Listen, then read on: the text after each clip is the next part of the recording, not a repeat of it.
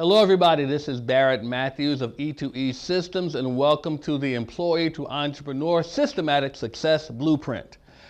I want you guys to keep taking notes. You're doing a good job so far. Make sure that you're filling out your workbooks and make sure that you're filling out your notepads, taking notes, and keeping track of everything that you're doing here through this Success Blueprint because I want everyone to achieve a level of success, okay?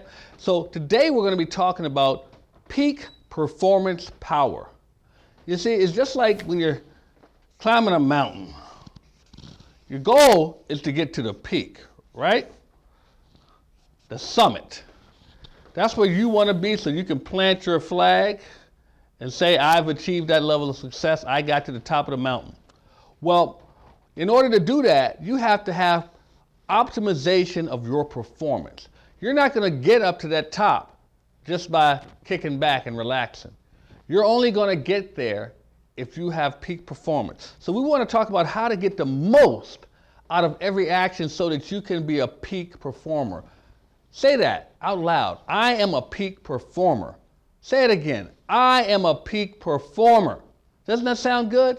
Keep saying that to yourself and you'll see that your actions will change. The words are very powerful. So we want to have you be the best you for your business.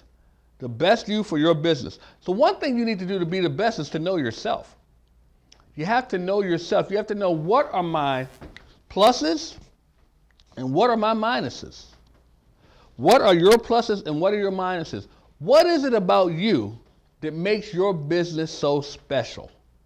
What is it about you that separates you from everyone else that does something similar to that you do? You know, what is it about you that makes people think, that's the person I want to do business with. That's the person I want to work with. That's the person I want to work for. That's the person I want to be like. What is it about you that it's a plus for your business? Now, what is it about you that's the minus? What is it about you that makes people think, I think they could be better at that? Or, I don't know if I'd want to do business with him because of that. What is that minus? What is that thing that you should be working on or you should have someone else do who may be stronger than you? What is that thing? You need to know these things about yourself. If you don't know yourself, you're not going to know your business if you're the one in charge of your business. So you have to make sure that you are sure, you're positive what those things are. And then you can work on those things that are minuses and you can enhance those things that are your strengths, that are your pluses, okay? But you have to learn how to identify that and learn to identify your performance because you're going to perform in these areas, in both of them. You're going to perform in your pluses and your minuses. It's just that in your minuses, you don't perform as well as you do in your pluses.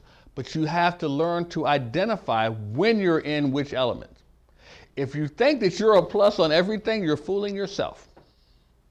And if you think that you're a minus on everything, you're probably not in business because you didn't think enough of yourself to do that. So you're probably in a good position if you're in business, but you have to learn to identify what are your pluses and what are your minuses. Well, one thing you have to know is what is performance versus what is busy work. And I can explain that very simply, but let me just tell you something. A lot of you out there, if you're paying attention to what I'm saying right now, you're doing what we call busy work a lot of time.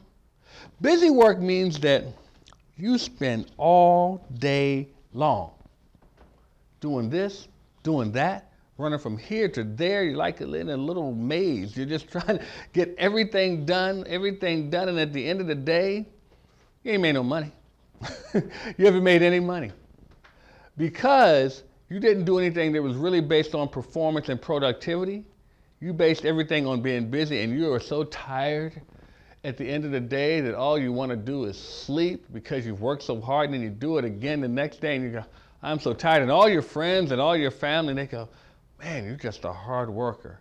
And you look at your pockets and you don't have anything in there because you're doing what we call busy work. So you need to learn how to turn that busy work into performance.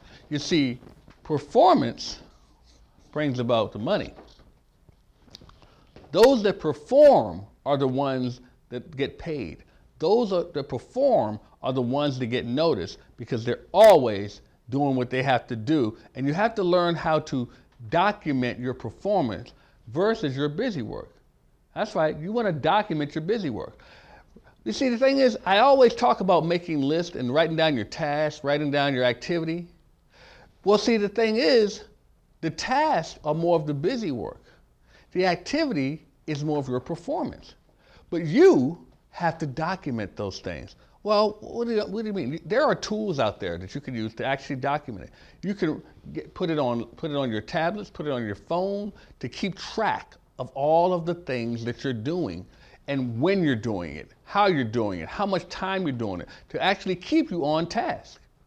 You can put together a spreadsheet and document where you are, what you're doing, how long you're taking to do it.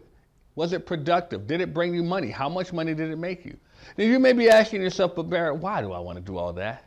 Because that's the only way you're going to tell if your business is working. What gets measured gets managed. You actually have to document the things that you are doing in your business so that you can tell if it's working or not. If you don't know, if you're just out there just playing by the seat of your pants, well, you may have some production, you may have some profitability, but how will you know if you could be doing better? How will you know if you're getting ready to hit a wall if you haven't measured the things that are happening in your business at all times? So I urge you to make sure that you are measuring it. Set your business in a system where it's automated so that those tools can work for you, or put together a spreadsheet. But you have to learn how to measure your business and learn how to pinpoint certain things. One of the things I want you to be able to pinpoint, and this is very important when you're dealing with business, are money drainers. Money drainers. You see, one of the things you have to ask yourself is, where's your money going? Is your money going into things that are going to help your business grow? A lot of people spend money on things that really isn't going to help their business grow. You see, you have a business, you may go to a seminar, you may pay some money for it, but that seminar has nothing to do with helping your business. You may spend some money on something else, or some entertainment.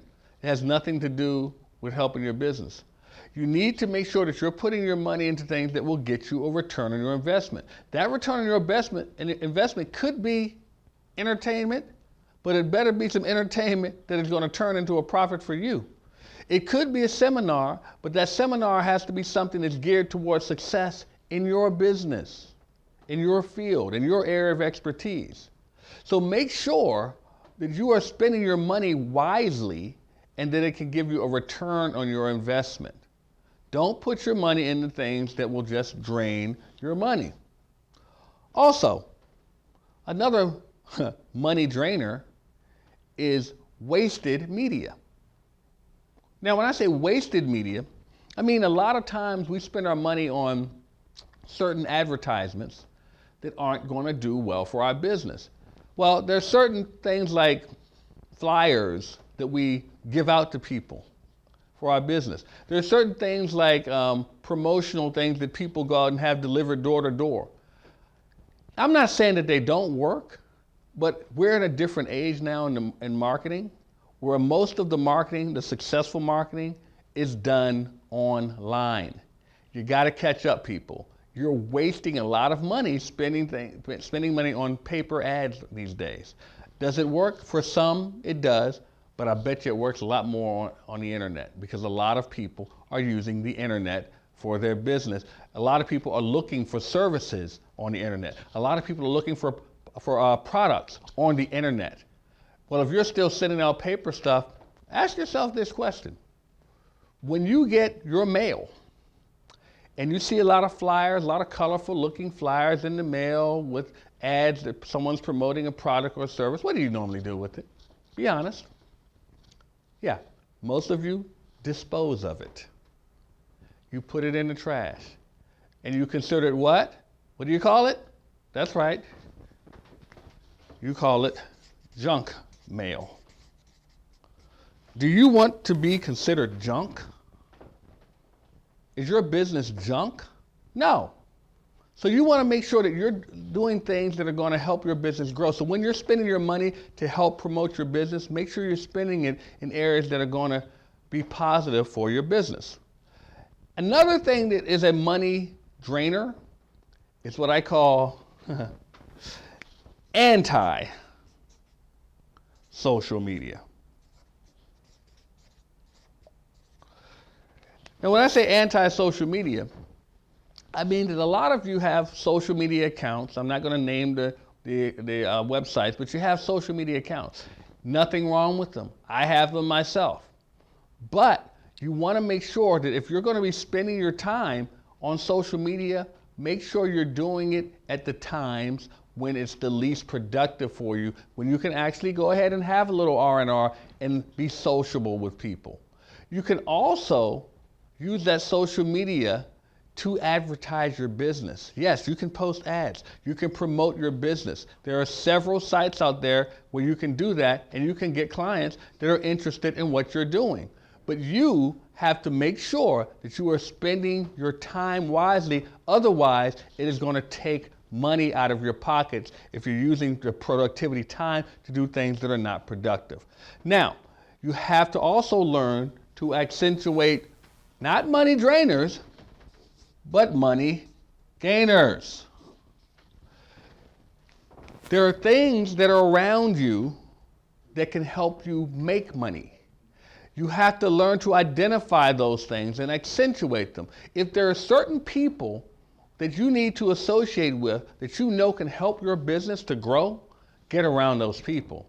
If there are certain activities that you do that you know help make your business more profitable, start doing those activities on a more consistent basis. If there are certain things that you need to have to make your business more of a profit maker, you need to make sure that you have those things.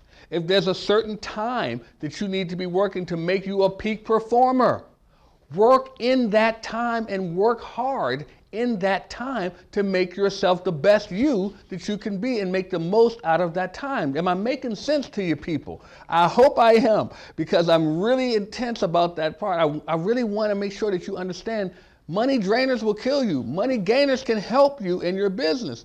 Because as they said in the movie Jerry Maguire, show me the money. You need to be put in a position where you can see the money working on your behalf. Now you have to be careful about what you're doing with your time. Because if you don't use your time wisely, you won't be shown the money. You have to learn how to multitask without exhausting yourself. A lot of people are not good at multitasking. A lot of people are great at multitasking. I think a lot of mothers are very good at multitasking. But you have to be good at multitasking in your business without exhausting yourself. It's not something that comes, organically. You have to learn how to do that. You have to learn how to multitask without exhausting yourself. You also have to do tasks that help other tasks. Meaning that if you know that one of the tasks that you need to do is to go and mail out a lot of correspondence to clients, but you also know at the same time that you need to go and get some boxes because you're going to have to package up a lot of stuff, why not do those at the same time? Combine those tasks, and if you're going to be going to the Postal Service or going to UPS, go do those at the same time because one task works with the other one. Does that make sense? It will cut down on time frames, and if you can collapse time frames, you can increase your profits and start making more money for yourself. So you want to turn your productivity into profits. You want to make sure that that productivity can do things that are going to be beneficial to you, because if you can do that, you will free up more time for yourself to hit the marketplace. And that's when the fun begins. When you can hit the marketplace, when you can start getting your products and your services into realms such as an eBay, such as an Amazon. Let these let these sites work for you. Let them work for you. When you can start doing ads on social media and having those ads work for you, when you can start having your systems, here I am, I'm saying it again, when you can start having your systems work for you and you don't have to put in all the work yourself, let these things work for you. Stop breaking your back. Be a peak performer by letting your systems work for you. Let your money work for you. Make the most out of your time by having the systems and all the other systems. See, this is a system. eBay is a system that someone else put in place. Amazon is a system someone else put in place. Social media advertising is a system someone else put in place. All you have to do is implement it. You should have a system with your business that you put in place, implement it, let it work for you. When you do that, you can become a peak performer and your business can reach a level that you can't even dream of right now. So guys, as I always say, don't just settle for being awesome. Set your goal to awe them all.